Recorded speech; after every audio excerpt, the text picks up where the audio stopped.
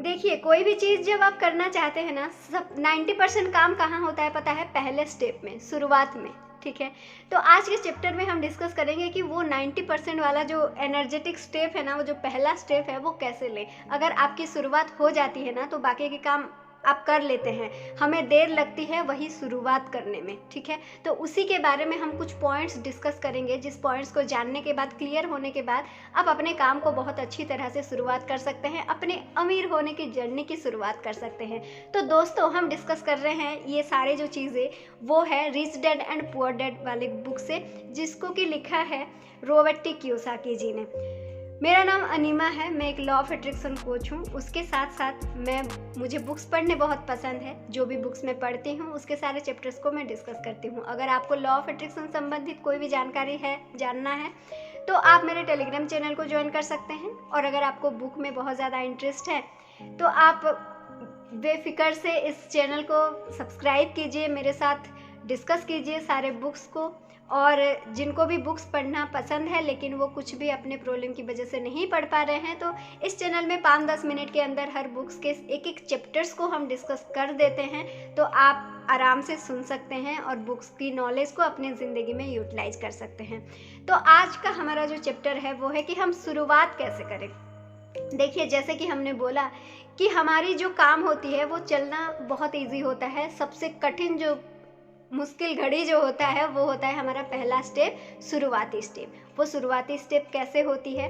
कुछ 10 पॉइंट्स यहाँ पर राइटर दिए हैं। अगर हम उन पॉइंट्स को समझ लेते हैं तो हमें शुरुआत करने में बहुत आसानी हो जाती है।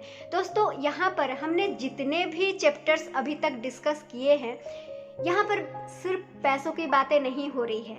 बात तो इनकम की हो रही है, एसेट की हो रही है, लिएबिलिटी हो रही है, लेकिन उसके डीप अगर आप जाएंगे तो किसके बारे में बात हो रही है पता है? अपनी सोच की, ठीक है? कि हम पैसे को लेके कैसे सोचते हैं। अमीर लोग जैसे सोचते हैं और गरीब लोग जैसे सोचते हैं, इन दोनों की सोच में फर्क होती है। और इसी सोच की वजह से अमीर ज़्यादा अमीर बनते जाते हैं और गरीब ज़्यादा गरीब बनते जाते हैं। तो हमें इस सोच को परखना है। सबसे पहला सोच ये है, सबसे पहला स्टेप ये है कि आप जब भी कहीं पर भी अमीर बनना चाहते हैं, कोई काम करना चाहते हैं, तो सबसे पहली बात यह है कि आपको कारण खोजना पड़ेगा। आपके पास एक इतना स्ट्रॉन्ग वाई होने चाहिए कि मुझे ये काम क्यों करना है। आपका वाई जितना स्ट्रॉन्ग रहेगा, आप उतने अच्छे से बाधाओं को अतिक्रम कर सकेंगे और अपने काम में डटे रहेंगे, ठीक है? कंसिस्टेंटली आप काम को कर पाएंगे। और देखिए, ये क्यों करना है कैसे सोचेंगे, क्या चाहते हैं कैसे सोचेंगे, पता है? ये सोच शुरू होगी क्या नहीं चाहते हैं। चलिए हम आपको राइटर के एग्जाम्पल देके समझाते हैं। राइटर चाहते थे अमीर बनना, लेकिन उससे पहले वो क्या नहीं चाहते थे? वो अपने पापा जैसे ज़िंदगी नहीं चाहते थे, वो मिडिल क्लास वाली ज़िंदगी नहीं चाहते थे, वो दलदल में फंस के रहना नहीं चाहते थे, वो 40 के एज तक रिटायर्ड हो जाना चाहते थे, उनके ऊपर कोई कर्जा ना हो, वो एक आज़ाद ज़िंदगी चाहते थे। वो बंद के रहने के लिए नहीं चाहते थे। क्योंकि वो बंद के रहने के लिए नहीं चाहते थे, इसीलिए उन्होंने आज़ाद होने के लिए सोचा, ठीक है? तो हम क्या चाहते हैं वो डिराइव होती है कहाँ से?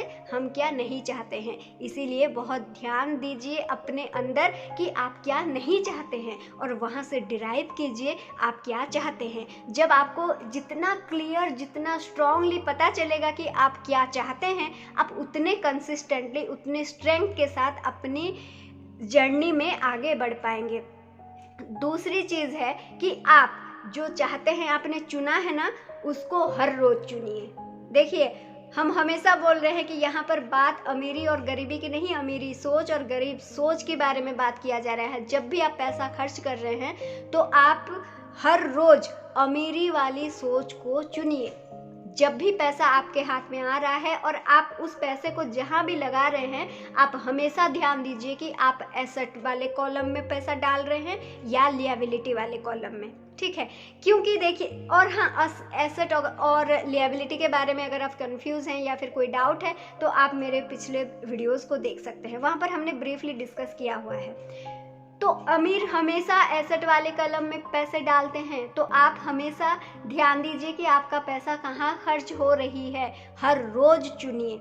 इसके लिए आपको सेल्फ कंट्रोल और सेल्फ रियलाइजेशन की बहुत ज़्यादा ज़रूरत होगी, क्योंकि जब हम एक ट्रेडिशनल फैमिली से आते हैं, एक मिडिल क्लास ट्रैप वाली फैमिली से आते हैं, हमारी सोच थोड़ा सा अलग ही होती है, तो थोड़ा सा आपको कष्ट हो सकता है उसको चेंज करने में, लेकिन उसको चेंज कीजिए। तीसरी बात यह है कि अपने मित्र को बहुत सावधानतापूर्वक चुनिए, क्योंकि आप देखिए अगर ऐसे लोगों के साथ घेरे रहेंगे जो कि निराशाजनक है, वो हमेशा आपको डराते रहेंगे, हमेशा डराते रहेंगे, आप कोई भी रिस्क ले ही नहीं पाएंगे। और देखिए जब आप रिस्क नहीं ले पाएंगे ना, तो आप बहुत ज़्यादा अमीर नहीं बन सकते। हाँ, एक हैंड टू माउथ आप रह सकते हैं, आप लोगों को दिखाने के लिए कुछ कर सकते हैं, लेकिन एग्जैक्टली जो अमीर का जो डेफिनेशन है वो आप हासिल नहीं कर सकते अगर आप निराशा वाले लोगों के आसपास में रहेंगे। इसीलिए अपने फ्रेंड जोन को ना बहुत अच्छे से चुनें। चौथी चीज़ ये है कि हर एक नए फॉर्मूले को सीखिए, ठीक है, उसमें माहिर बन जाइए, फिर दूसरा फॉर्मूला सीखिए, ठीक है, स्किल सीखिए, उसमें माहिर बन जाइए, फिर दूसरा स्किल सीखिए। और ज्ञान ना अभी बहुत ज़्यादा एक्सेसिबल है हमारे पास, क्योंकि हम ऑनलाइन आ चुके हैं, हर चीज़ डिजिटल हो चुका है, तो आपको सीखने की ना कहीं पर भी कमी नहीं मिलेगी। और यहाँ पर देखिए इस किताब के ज़रिए या फिर हम या फिर हमारे राइटर वो कोई भी आपको इन्वेस्ट करने के लिए एनकरेज नहीं कर रहे हैं, हम एनकरेज इस बारे में कर रहे हैं कि आप वित्तीय शिक्षा लें। ऐसा नहीं है कि आप पैसा उठा के लाए कहीं पर भी डाल दिए, कोई भी स्टॉक खरीद लिए, नहीं। हम सब अलग अलग जगह में रहते हैं, हमारे जगह अलग है, हमारे डिमांड्स अलग होते हैं, हमारे कस्टमर्स अलग होते हैं। आपको उन सबको स्टडी करना है, आपको मार्केट को स्टडी करना है, आपके जगह में किस तरीके से मार्केट चल रहा है उसको जानना है, उसके बाद आपको वर्ल्ड मार्केट को जानना है, उसके बाद आप अपने स्टॉक, अपने इन्वेस्टमेंट, अपने रियल एस्टेट इन्वेस्टमेंट कर सकते हैं। यहाँ पर बताया जा रहा है कि इन चीज़ों के बारे में आप जानिए, उस जानने के लिए आप इन्वेस्ट कीजिए, ठीक है, सेमिनार्स पर इन्वेस्ट कीजिए, बुक्स पर इन्वेस्ट कीजिए, ब्रोकर्स पर इन्वेस्ट कीजिए, ठीक है। दूसरा जो स्टेप ये है कि आप अपने ब्रोकर्स पर इन्वेस्ट कीजिए, अच्छे ब्रोकर्स को चुनिए जो कि जेन्युइन हो, ठीक है। आजकल बहुत लोग फेक होते हैं, आपको उसमें टाइम लगेगा, लेकिन चुनिए, उसमें टाइम दीजिए, उसमें नॉलेज लीजिए, ठीक है। और हो सकता है कोई कहीं कहीं जगह पर ना आपके सारे काम करने के बावजूद भी आपको हो सकता है घाटा हो जाए, लेकिन उसके लिए भी आप ना बहुत ज़्यादा चिंता मत कीजिए, ठीक है, साहस रखिए और काम करते रहिए। देन नेक्स्ट जो चीज़ ये है ना, आप हमेशा अपने आप को फर्स्ट प्रायोरिटी दीजिए। जब भी आपके हाथ में पैसा आता है, आप देखिए कि सबसे पहले आपकी संपत्ति वाला कॉलम जो है, जो कि आपके लिए काम कर रहा है, उसमें सबसे पहले पैसा डालिए। हम क्या करते हैं, जो मिडिल क्लास और लोअर मिडिल क्लास होते हैं, सबसे पहले जब पैसा आता है हम पहले कर्जा चुकाते हैं, उसके बाद टैक्स भरते हैं, उससे फिर जो बचता है उसको हम उस सेविंग वगैरह कुछ भी हम अपने लिए करते हैं। या फिर कोई लोग ऐसे होते हैं जो पैसा बचता है उसमें वो अपने विलासिता की सामान ही खरीद लेते हैं। ऐसा ना करें कृपया। सबसे पहले जब आपका पैसा आता है ना, आप अपने आप को फर्स्ट प्रायोरिटी में रखें। जो कर्जा आपका है, अभी आप बोलेंगे हम तो संपत्ति वाले कॉलम में डाल दिए पैसा, कर्जा इधर बढ़ते जा रहा है ना, तो आपको टेंशन होता जा रहा है। देखिए जब आपका कर्जा बढ़ रहा है ना, तो उस दबाव को आप पॉजिटिवली लें। आप नए नए तरीके ढूंढे कि कितने ज़्यादा पैसा, कितना इनकम सोर्स हम जनरेट कर सकते हैं। ये दुनिया बहुत बड़ी है, अपॉर्चुनिटी बहुत ज़्यादा है, आप जितना ढूंढेंगे उतना मिलेगा, है ना। तो उसके लिए क्योंकि पैसा कम है, चलो हम कर्जा चुका देते हैं, संपत्ति वाले कॉलम को खाली रख देते हैं। इस तरह से हम सोचते हैं। ये सोच अमीरी वाली सोच नहीं है, ठीक है। अगर कर्जा ज़्यादा है ना, तो आप किस तरह से ज़्यादा कमाएंगे उसके लिए आप तरीके ढूंढिए, कहीं से भी ढूंढिए, ठीक है। नेक्स्ट स्टेप है कि आप नायक बनाइए, है ना, किसी आइडियल को ढूंढिए, उनको फॉलो कीजिए। उनको फॉलो करना बहुत आसान होता है, उनके साथ बातचीत करना, उनके साथ मिलना, फिर उनके तरीके को फॉलो करना, सीखना, फिर अगर अच्छा लगे तो उस सीख को अपनी लाइफ में यूटिलाइज करना। इस तरह से चालू रखिए चीज़ों को, है ना। देन नेक्स्ट स्टेप ये है दोस्तों कि जब आप कुछ भी चीज़ पाना चाहते हैं ना, तो सबसे पहले उसको देना सीखिए। अगर आप पैसा पाना चाहते हैं, पैसा देना सीखिए। अच्छा मित्र पाना चाहते हैं तो खुद मित्रता बनाना सीखिए। अगर आप प्यार पाना चाहते हैं ना, तो खुद पहले प्यार बांटना सीखिए, खुद पहले लोगों के साथ प्रेम पूर्वक पेश आइए, उसके बाद आप लोगों से एक्सपेक्ट कीजिए या फिर पैसा एक्सपेक्ट कीजिए। जो भी आप पाना चाहते हैं उसको पहले देना सीखिए। अगर आप कुछ भी सीखना चाहते हैं तो जितना भी आप सीखे हैं ना उसको सिखाना शुरू कीजिए, ठीक है।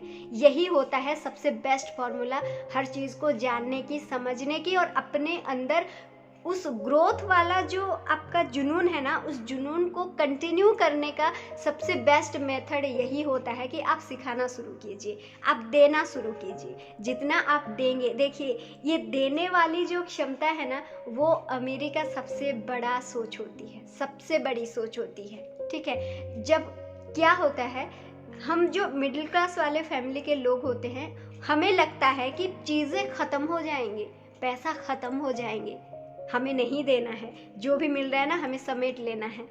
ऐसा नहीं है। चीज़ों को आप व्यवस्थित करें, चीज़ों को आप डिवाइड करें, व्यवस्थित करें। जितना देना है उसको दीजिए। जहाँ पर आपको खर्चा करने में आपको रिटर्न आएगा, आप सोच रहे हैं, चाहे कोई इन्वेस्टमेंट हो, चाहे कोई स्किल पर आपका इन्वेस्टमेंट हो, कुछ भी, कहीं स्टॉक पर हो, कहीं पर भी हो, जहाँ पर आपको लग रहा है कि आप रिटर्न आपको मिल रहा है तो आप वहाँ पर लगाइए। देने के लिए अपने हाथ को खुले रखिए और हमेशा याद रखिए आप जो भी चीज़ देंगे ना, यूनिवर्स आपको बहुत गुना करके वापस करके देगी, चाहे वो अच्छा चीज़ हो, बुरी चीज़ हो। अगर आप पैसा नहीं है सोच के जकड़ के रखेंगे, किसी चीज़ को कंट्रोल करने की कोशिश करेंगे, इसका मतलब ये है कि आप मैसेज दे रहे हैं कि पर्याप्त नहीं है, दुनिया में एबंडेंस नहीं है, तो आपको एबंडेंस नहीं मिलेगी। लेकिन जब आप हर चीज़ को फ्री छोड़ने की कोशिश करेंगे, हर चीज़ देने की कोशिश करेंगे, इसका मतलब आप मैसेज दे रहे हैं कि बहुत ज़्यादा है। तो जब आप बोल रहे हैं बहुत ज़्यादा है तो आपके पास बहुत ज़्यादा आएंगे। तो इसी सोच के साथ अपनी अमीर होने की जर्नी को शुरू कर दीजिए दोस्तों। और इसके साथ हम मिलते हैं अपने नेक्स्ट चैप्टर में। Till then bye bye and thank you so much.